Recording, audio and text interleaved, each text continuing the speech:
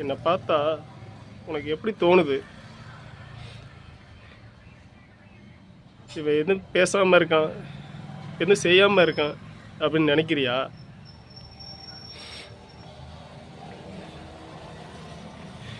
நான் பேசாமல் இருக்கும்போது ஒவ்வொரு டைமு கொஞ்சமாக உள்ளுக்குள்ளே செத்துக்கிட்டு இருக்கேன்.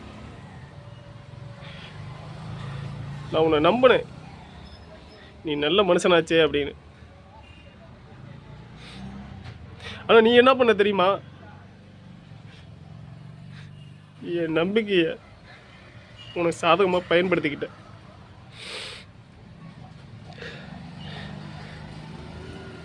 அது கூட பரவாயில்ல. ஆனால் இவன் மனசு உடஞ்சிருமேன்னு நீ கொஞ்சம் கூட நினச்சி பார்க்கவே இல்லை தானே? அதான் ரொம்ப வருத்தமாக இருக்கு.